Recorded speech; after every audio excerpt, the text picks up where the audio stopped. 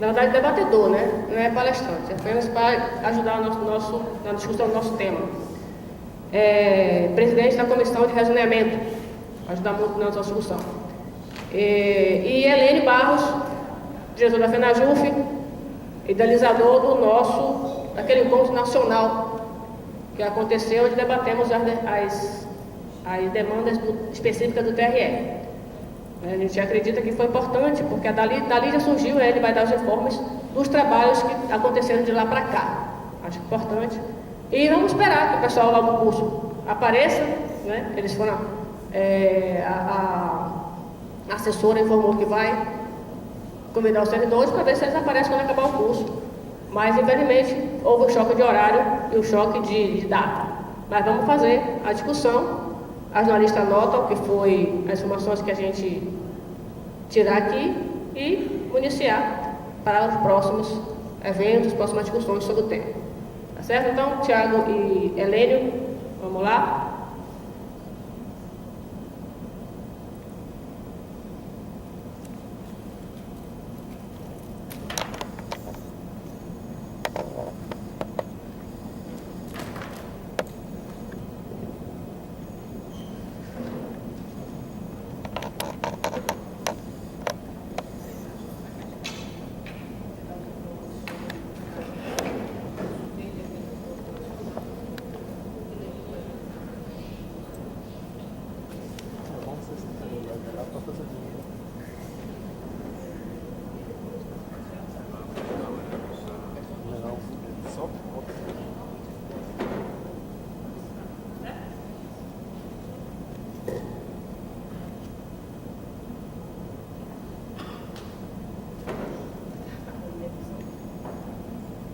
Vocês receberam as resoluções?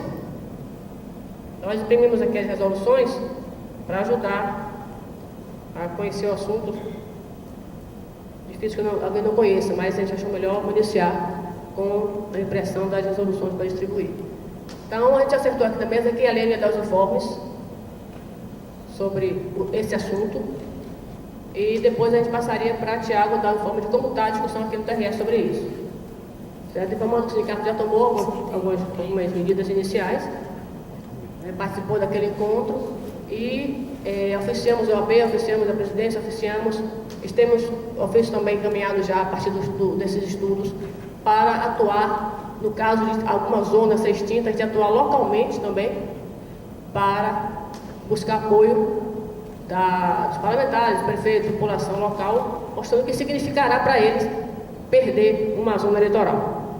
Então, a luta não é isolada, inclusive porque não é só aqui na Bahia, é nacional. O ataque é nacional. Gilmar Mendes agora resolveu botar um canhão para nós, dentro do bojo, bem no bojo, de uma série de ataques que estamos sofrendo, servidores públicos. Inclusive, com relação à questão geral, vocês ouviram aí a possibilidade no acordão do governo em realizar a reforma da Previdência apenas para servidor público. Então, isso prova que eles viram que unidos não conseguem nos vencer, vamos dividir para conquistar. Então, nós temos essa discussão para fazer também, no momento oportuno, porque os ataques vêm de todo lado, de todo jeito, numa mesma linha, mesma lógica. É preciso que a gente entenda isso. Não é ataque setorizado. É ataque setorizado que vem do bojo de um ataque geral. Só que é preciso que a gente se municie e se defenda de todos eles, tanto dos gerais como dos específicos, e contando com todo o apoio e todas as forças que puderem nos ajudar neste momento. É preciso que a gente reaja, sempre. Então, nesse sentido, a gente já inicia aqui os informes aqui com o Helênio, para nos situar de como está nacionalmente essa discussão, o que temos nacionalmente. Certo? Helênio, por favor.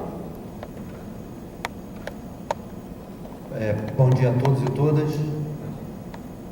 Como a Denise falou, para quem não me conhece ainda, meu nome é Helênio, sou coordenador geral da FENAJUF, estou coordenador geral da FENAJUF e colega de vocês lá do Rio de Janeiro, da Justiça Eleitoral lá do Rio de Janeiro.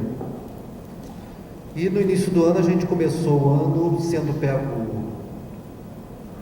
não tanto de surpresa, mas pelas declarações do senhor Gilmar Mendes, que ele tinha uma ideia de extinguir o recesso de final do ano na eleitoral, que achava desnecessário, e que achava que a Justiça Eleitoral deveria ser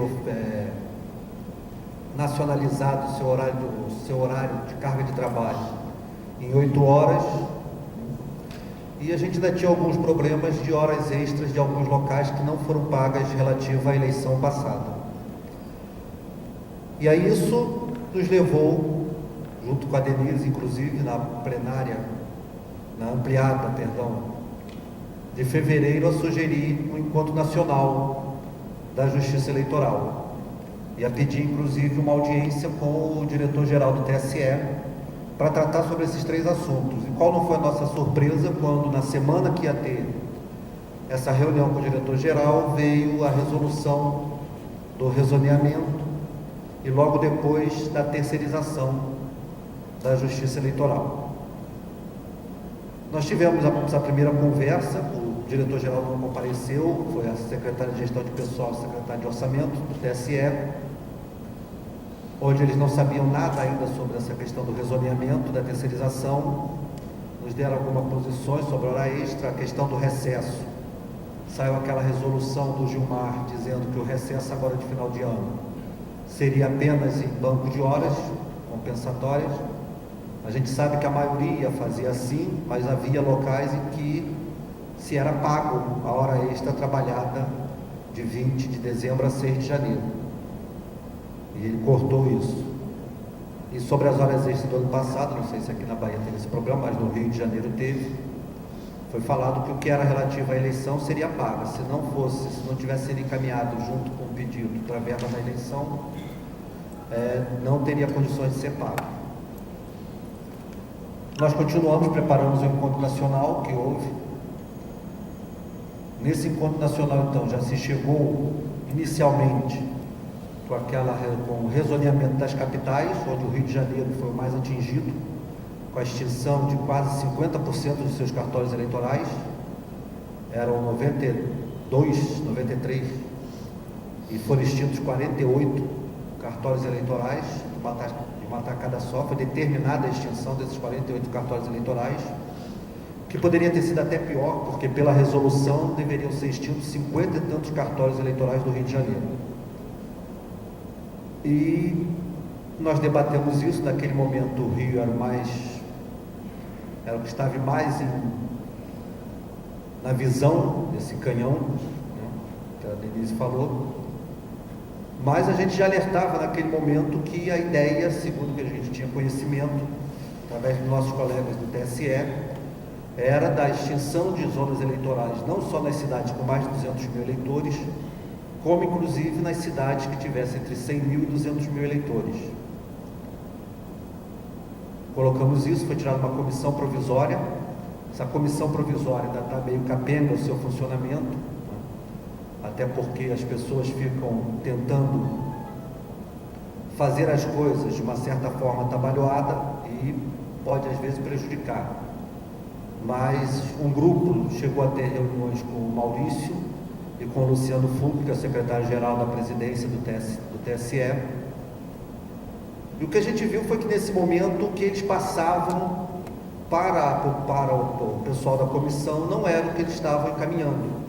Tanto é que quando saiu a portaria sobre as extinções de cartórios no interior dos estados, conseguiu-se se piorar, porque acabou se atingindo locais, inclusive com menos eleitores, com menos de 100 mil eleitores, com poucos eleitores.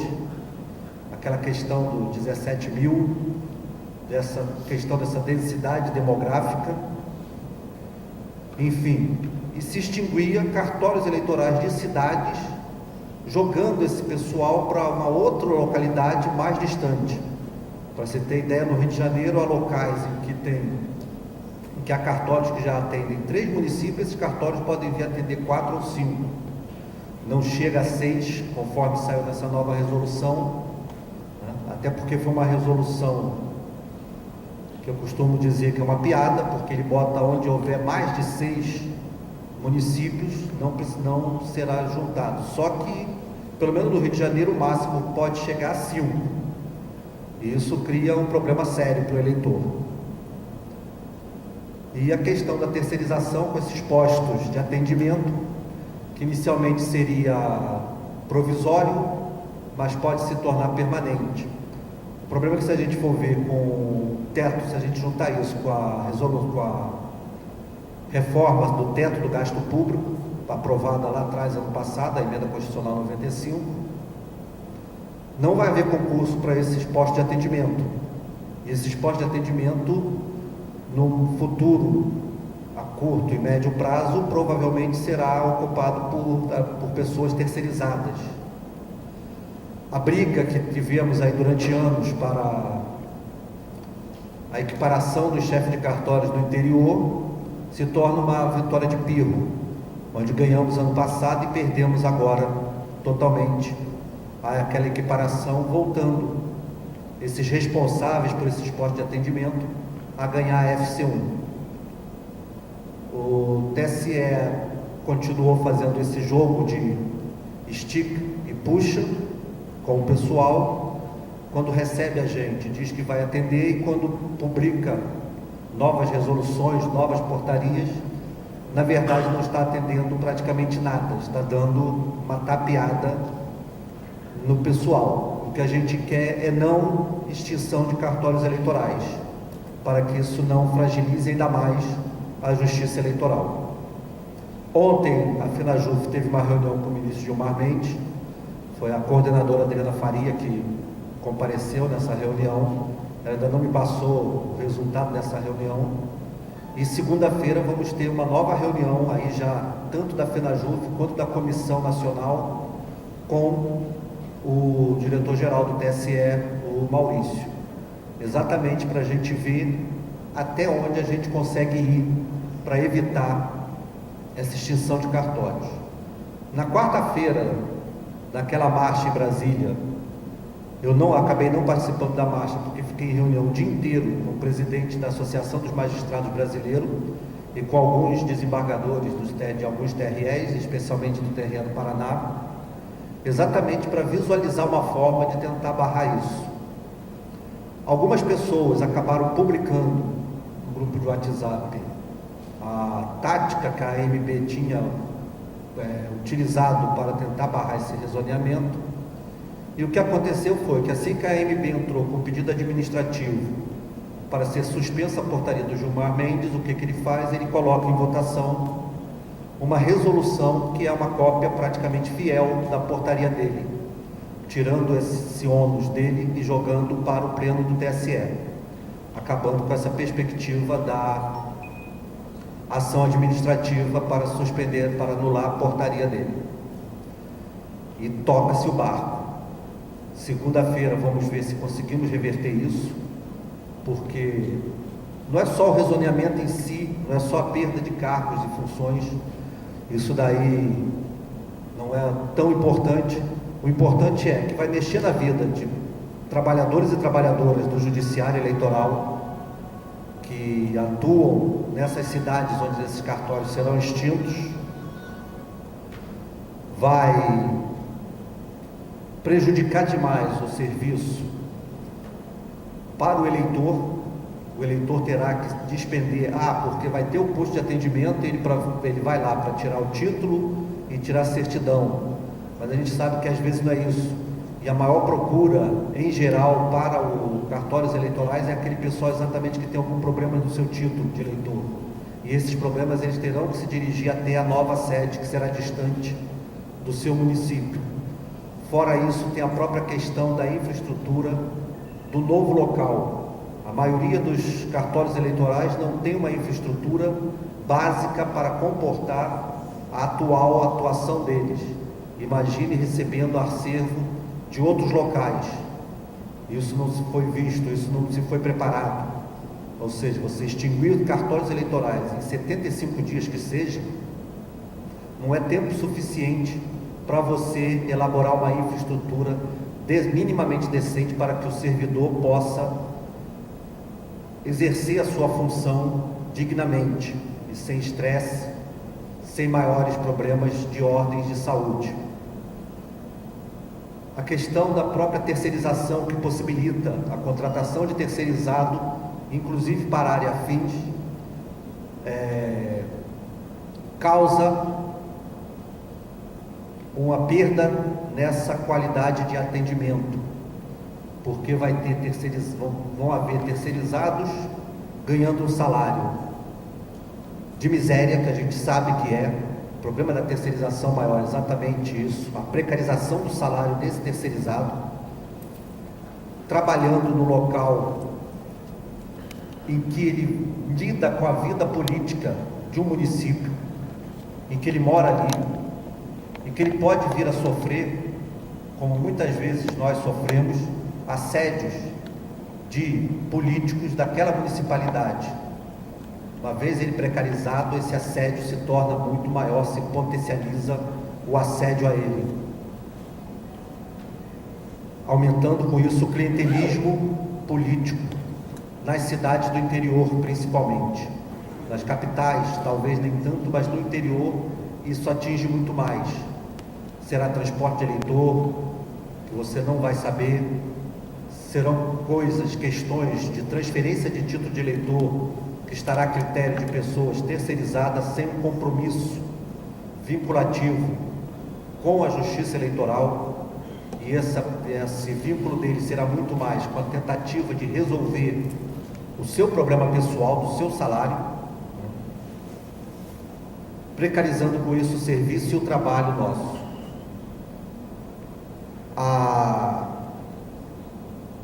E por fim, tem a própria questão da eleição em si. Eu trabalhei no cartório eleitoral com mais de 100 mil eleitores, e a gente chega no fechamento do cadastro eleitoral, em geral a gente termina 9, 10 horas da noite, isso quando não tinha biometria. E agora, com a biometria, o número de máquinas disponíveis para atendimento desse eleitor reduz-se muito. No último fechamento eleitoral, nós trabalhamos com as 5 máquinas do cartório emitindo título. Hoje lá, se fosse no cartório que eu trabalhava, se fosse hoje, só teríamos 2 máquinas emitindo título. Então, com 5 máquinas, nós começamos às 9 da manhã e terminamos às 9 da noite. Com 2 máquinas, mesmo começando às 9, que horas iremos terminar? E se for um quantitativo maior, que horas esses outros cartórios irão terminar? Muito provavelmente, diversos cartórios pelo interior do país acabarão seu atendimento após a meia-noite. E essa hora extra, a gente sabe que a maioria das vezes a gente não vê, fica apenas como banco de horas, e em alguns regionais esses bancos de horas têm um prazo mínimo para ser utilizado. Enfim, na reunião que houve nacionalmente, tiramos exatamente isso. A FENAJUF é radicalmente contra a extinção de cartórios eleitorais. Quer se fazer um rezoneamento? Vamos sentar e conversar para se fazer um rezoneamento para melhor distribuição do eleitorado e melhor atendimento do eleitorado. Se há cartórios em que há 80 mil eleitores e outros que há 20 mil, se são limítrofes, vamos fazer uma redistribuição desse eleitorado para que os 2 cartórios fiquem equilibrados, que um fique com 60, outro com 40, os 2 com 50, enfim. Melhorar esse atendimento ao eleitor, e não simplesmente pegar o cartório que tinha 20 mil eleitores, porque está tendo pouco eleitor, está tendo pouco atendimento, se extingue e pega esses 20 mil eleitores e joga no outro que tinha 80 mil, que já tinha dificuldade na realização dos seus serviços, e aumenta-se o serviço desse cartório.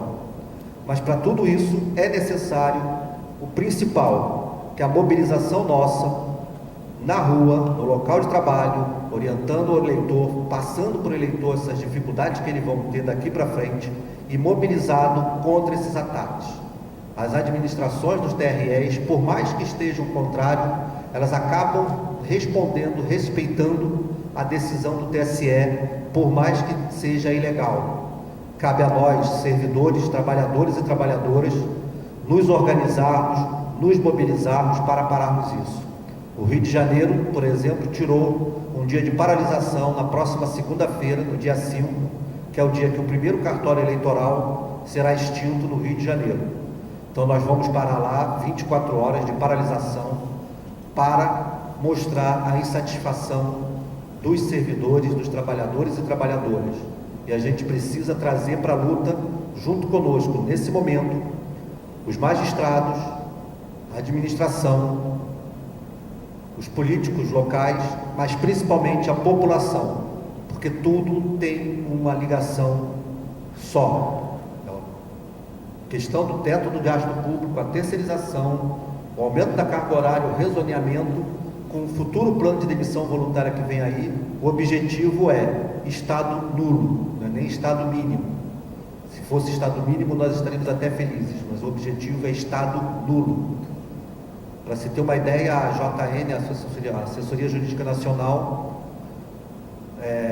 me surpreendeu porque, segundo a Assessoria Jurídica Nacional, o cartório eleitoral poderá vir a funcionar, inclusive, sem o chefe e o assistente serem do quadro. Poderão ser todos terceirizados, uma vez que numa cidade onde haja diversos cartórios, os cartórios funcionam todos no mesmo prédio, se coloca lá um supervisor de contrato e todos os cartórios funcionam com toda a equipe terceirizada.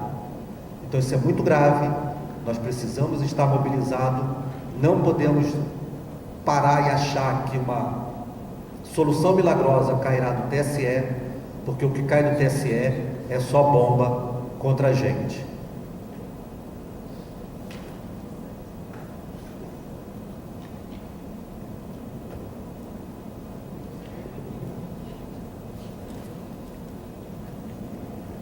Primeiro, peço desculpa pela saída, mas foi questão de saúde, foi preciso atender uma ligação.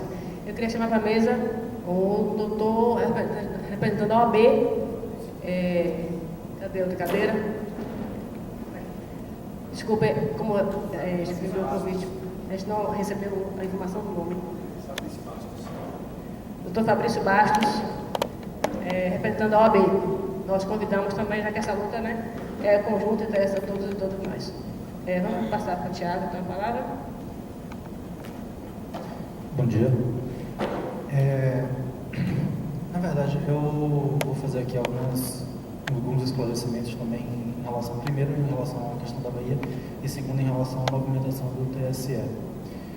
Na verdade, a movimentação do TSE é muito mais ampla. Esse rezoneamento é só o start da mudança de paradigma que o TSE quer fazer em relação à justiça eleitoral e ao funcionamento da justiça eleitoral.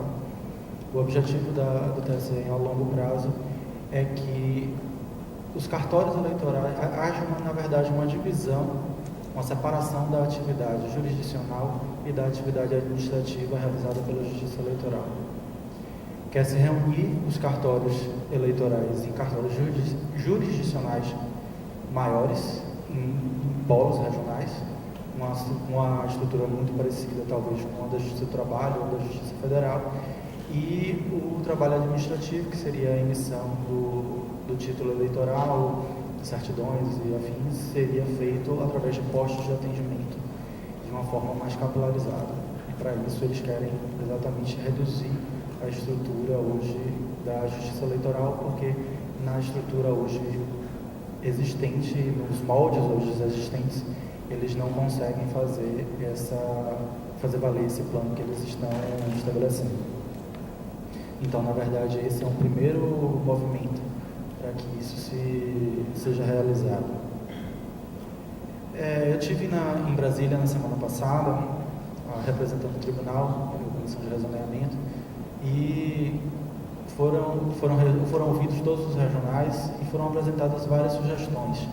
Naquela época, o TSE já tinha conhecimento de um outro processo de controle administrativo no CNJ, que não o da AMB, e foram apresentadas diversas sugestões dos regionais no intuito de reduzir o impacto do rezoneamento e da extinção de zonas. E essa resolução que foi publicada ontem, que foi aprovada ontem, foi fruto dessas sugestões.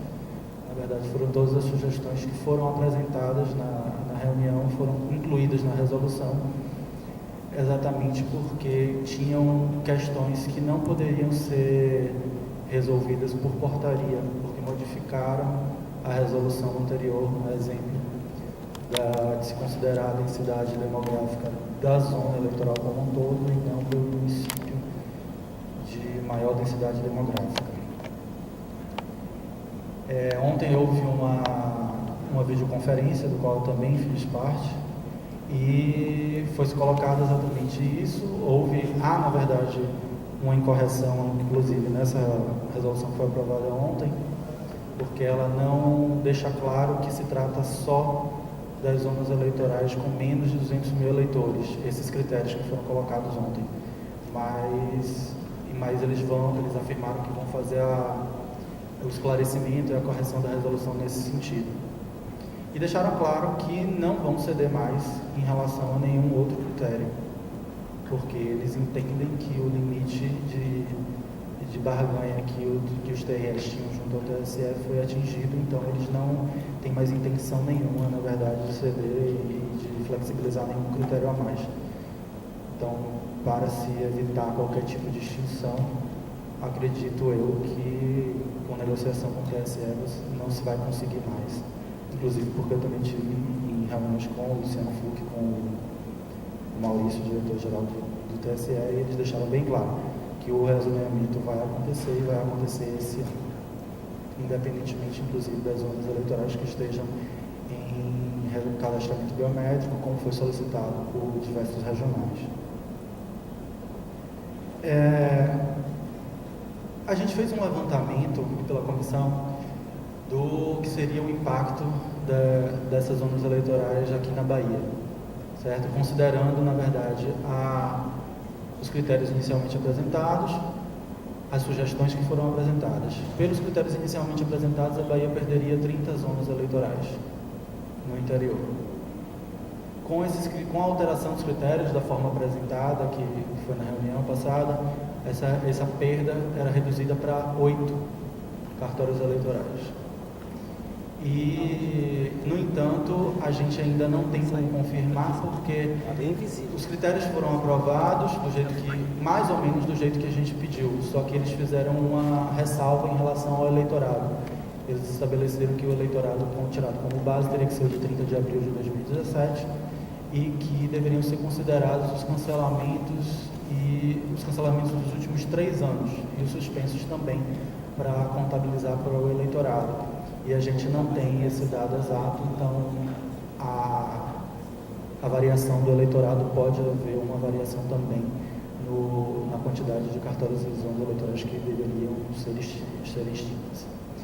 O objetivo, na verdade, da presidência do TRE da Bahia é que se perca o menor número de zonas eleitorais, pois entende-se que não deveria-se, na verdade, perder nenhuma. No entanto, o presidente não vai, deixou claro também que não vai assumir de forma isolada e tudo, se colocar contra uma determinação do TSE. Então, está se buscando, inclusive, outros meios políticos, na verdade, para impedir a concretização do rezoneamento, mas a nossa orientação é de que tentar salvar o máximo possível, usando-se da criatividade, inclusive, de algumas manobras, e tentar evitar ao máximo qualquer tipo de impacto para os servidores que vão ser afetados com a eventual extinção na zona eleitoral.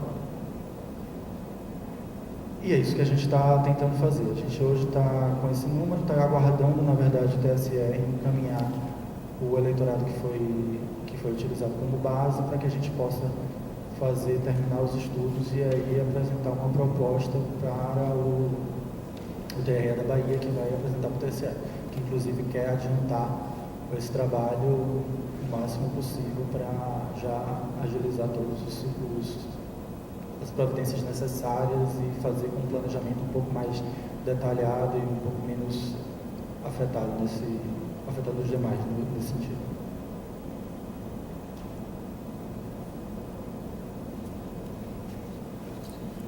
Boa tarde a todos. Boa tarde, não, bom dia ainda a todos aqui presentes. Agradeço ao sindicato pelo convite à Ordem dos Advogados para participar de um tema de tamanha relevância para todos os jurisdicionados do Estado da Bahia, do Estado do Brasil. Essa tese que não só a Justiça Eleitoral, mas como também a Justiça Estadual vem adotando a redução da prestação jurisdicional com extinção de comarcas ou também extinção de zonas eleitorais, isso vem causando muita preocupação à Ordem dos Advogados, porque um dos pilares de sustentação da nossa democracia é o voto. E o voto ele só é capitaneado através da justiça eleitoral. Então, a justiça eleitoral é um dos instrumentos de estruturação da nossa formação constitucional. Se todo o poder emana do povo, então necessariamente para esse poder ser efetivado, ele passa pela justiça eleitoral. E um estado com a complexidade territorial como o estado da Bahia, que hoje, na estrutura atual, você já tem uma dificuldade muito grande de organizar eleições em determinados municípios, porque quem tem uma vida centrada em Brasília, não imagina como é a realidade em Roraima, a realidade no Amazonas, no Pará, na Bahia, no Mato Grosso, nos estados que têm grande dimensão territorial. Então você teria uma dificuldade nos moldes atuais hoje de você conseguir formar, estruturar uma eleição, porque você tem determinadas zonas eleitorais aqui que agrega às vezes 6, 7, 8 municípios. E o que é que acontece? Uma zona dessa ainda pode chegar a não ter um número de eleitores suficientes para ainda ficar no patamar de zona, pelo que Tiago, não é isso, Tiago colocou aqui, está fazendo ainda o processo de contagem de número de eleitores, ainda não, isso não está fechado ainda para o critério de zoneamento.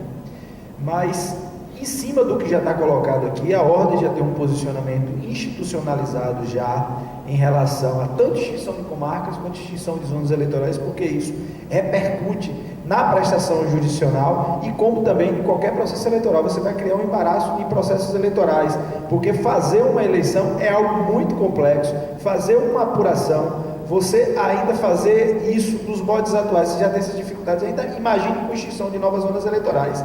A Ordem dos Advogados tem se colocado ao dispor, tanto no que se refere à questão das extinções das comarcas, como também na extinção das zonas eleitorais. A gente pode, junto com o sindicato, elaborar um procedimento de controle administrativo. A gente precisa de elementos já efetivos, no caso, após apuração, quais serão as zonas eleitorais que serão extintas ou rezoneadas aqui na Bahia, para em cima desse elemento concreto, desse ato administrativo que seja prolatado pela Corte Regional, logicamente com a orientação do Tribunal Superior Eleitoral, porque está pacificado agora que o Conselho Nacional de Justiça, desde 2006, tem atribuição também de fiscalizar financeira, administrativamente e disciplinarmente os procedimentos da Justiça Eleitoral, coisa que até antes de 2006 existia uma lacuna muito grande.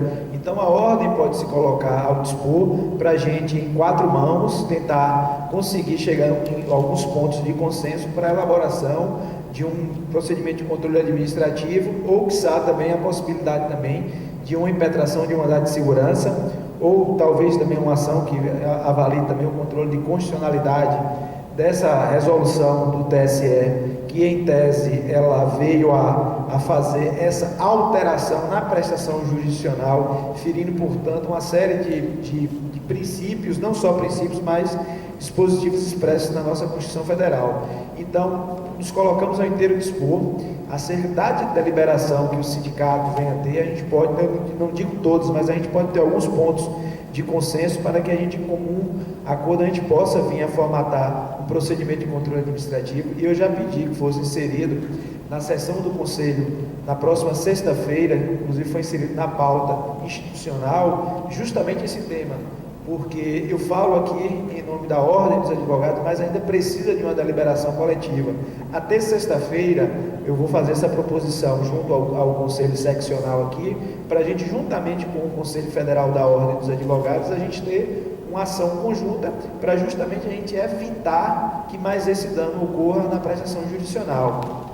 Em paralelo a isso, a gente vem observando que vem se discutindo muito números, né? E a gente tem uma preocupação muito grande, porque você abre mão de princípios, você abre mão de uma série de circunstâncias axiológicas para colocar a aritmética em jogo, né? Se a questão for financeira, a gente pode também tentar fazer uma coalizão envolvendo os segmentos políticos para que a gente venha fazer uma força-tarefa no sentido de, o problema é números, é problema é custeio, vamos buscar alternativas. Eu acho que hoje a Justiça Eleitoral já tem a maturidade suficiente de perceber que a isenção de custas judiciais nas ações eleitorais, isso gera demandas repetitivas, isso gera litigância de má-fé, isso gera uma série de circunstâncias. Então talvez seja até um ponto para fazer uma contrabalança, porque quando se entra em mesa de negociações, é o primeiro ponto que diz, não, isso aqui a gente está discutindo números,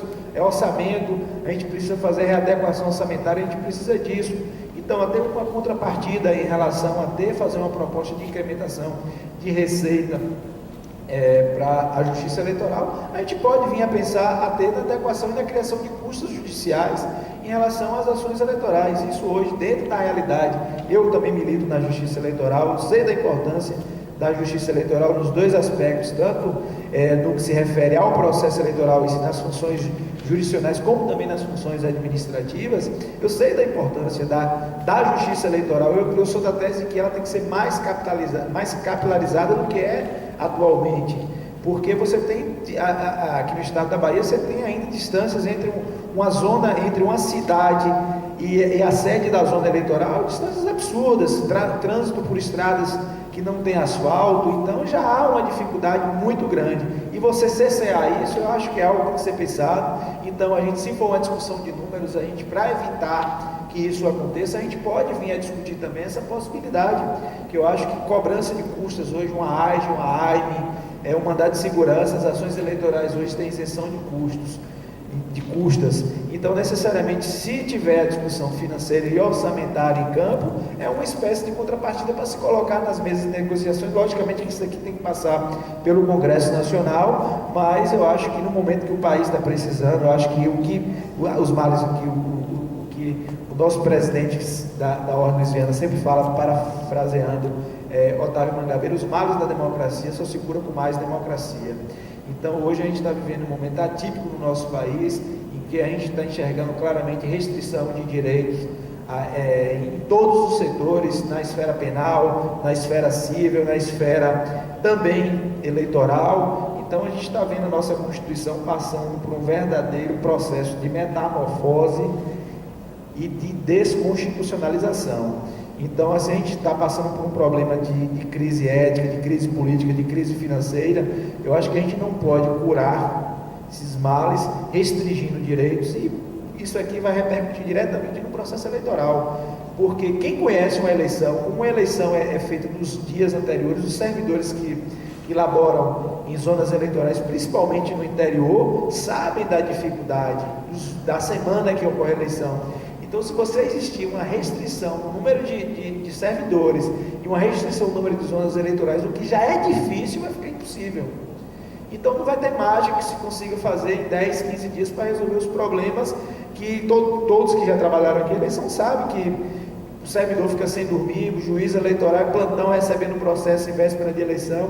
Então, é uma questão extremamente complexa, que não pode ser resolvido com uma resolução editada, eu não vou dizer monocraticamente, porque passou pelo colegiado, isso aí foi um entendimento firmado pelo colegiado do TSE, mas também sem ouvir, logicamente, a população. Eu acho que é algo que necessariamente a ordem está ao inteiro dispor do sindicato, a causa é extremamente justa, e eu espero receber de vocês aqui uma ata, uma proposição, para que a gente possa levar na sessão da próxima sexta-feira, e eu já estou com uma pauta já reservada para esse tema. Eu gostaria de agregar informações para o Tiago, do ponto de vista institucional. Eu sei que o Tiago tem as limitações, até pelo fato de ele estar, eu não vou dizer no lado oposto, mas no lado de estruturação administrativa, mas que o sindicato nos forneça essas informações para que a gente possa fazer algo já concreto, para que em um curto espaço de tempo a gente consiga formatar ou um procedimento de controle administrativo, um mandado de segurança, ou talvez pensar também em medida que possa vir discutir a inconstitucionalidade também da resolução, a gente tem que analisar de forma, porque tudo aconteceu de forma muito rápida. Então, uma opinião formada aqui agora sobre o tema, do ponto de vista do que está acontecendo, não tem, porque as informações, quando a gente vai na resolução, não, ainda a fase está em discussão, vai ter portarias, vai ter outros atos administrativos que vai regulamentar essa matéria. Então, a gente precisa de algo mais concreto para ver quais serão os atos administrativos que atacaremos, do ponto de vista jurídico. Então, a gente precisa dessas informações, e aqui, mais uma vez, reitero que a ordem, dentro das suas prerrogativas, aqui está a defesa do nosso Estado Democrático de Direito. Então, para uma consolidação de Estado Democrático de Direito com a restrição do acesso do cidadão à jurisdição e a, quiçá, a ter o seu direito ao voto, né? Então, aqui a gente está ao inteiro dispor, e agradeço o convite e agradeço a atenção de vocês. Bom, com relação a essa proposta, já existe uma discussão nacional, existe uma comissão nacional trabalhando sobre isso, e os sindicatos localmente estão também realizando atividades e discussões. Infelizmente, hoje aqui tivemos duas concorrências, duas atividades paralelas, né? Descomplicou, mas a discussão está iniciando aqui, nós vamos continuar, e inclusive o doutor Tranjo que está aqui, né? Infelizmente não tem como se ouvir, mas já existe, né, uma discussão. Segunda-feira agora vai haver uma reunião no TSE com essa comissão, né? Isso ele informou, com essa comissão, e estamos viabilizando isso. Teve um encontro nacional, onde a assessoria jurídica da federação não aconselhou medida meramente judicial, porque a ação de constitucionalidade vai cair nas mãos do STF, e que, né, um dos membros é o autor, né, dessa resolução. Mas a luta tem que estar em todos os campos, eu acredito que a luta tem que estar em todos os campos, principalmente o campo político, né? Inclusive, o curso que está vendo aqui é um curso sobre judicialização da política. E o professor muito bom falando lá sobre isso, sobre a importância da gente não se limitar à questão judicial, também fazer as duas coisas, né? Já existiu alguns cases no STF em relação também à questão de extinção de comarcas. Então, ainda que a gente, analisando que o autor da ação tenha sido membro do Carlos Fux e o ministro Gilmar são integrantes do Tribunal Superior Eleitoral e a ministra Rosa também, integrarem colegiado do STF, isso de certa forma não pode desnaturar, porque a ordem, ela, pela natureza jurídica dela, ela teria capacidade postulatória de ajuizar determinadas medidas, determinadas ações, que nem todas as entidades da sociedade civil seriam legitimadas para tanto, né? Então, eu acho que é uma briga que a gente não custa nada, a depender do tamanho e extensão do problema, a gente provocar o Supremo. Eu acho que o Supremo não pode contrariar os seus próprios precedentes, né? No caso da desativação de comarcas, conseguimos, a Ordem dos Advogados daqui da Bahia, conseguimos decisões no passado recente que, de certa forma, trouxe um retorno muito positivo, e a gente, no caso específico daqui da Bahia, a gente vai continuar brigando com o TJ também, né? Mas lá o TJ esfriou um pouco o tema da desativação das comarcas, aí está em fase de estudo, ainda não tem nada de concreto ainda em relação a quais são as comarcas que serão extintas. Então, o pavor ainda existe, mas a coisa também está numa velocidade menor do que a TSE. Bom, a gente pergunta se, entre os presentes, se alguém vai querer fazer pergunta ou fazer alguma fala com relação a isso, com relação ao tema. Vocês vão falar alguma coisa? Ninguém quer falar nada sobre o tema? Fred, por favor.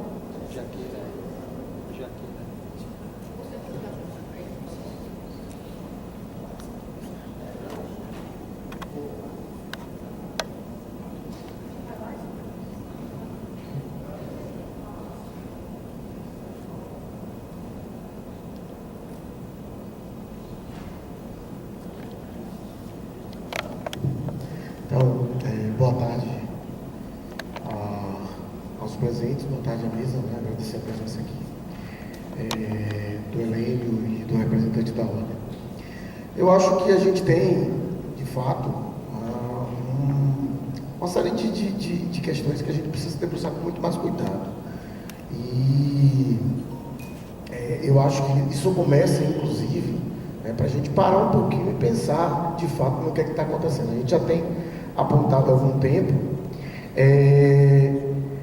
que nós passamos por um processo que ele se inicia com a crise econômica, isso aqui as pessoas já estão cansadas de fazer, a gente tem dito isso, e que tem levado a uma necessidade de maior precarização das relações de trabalho. Isso no geral.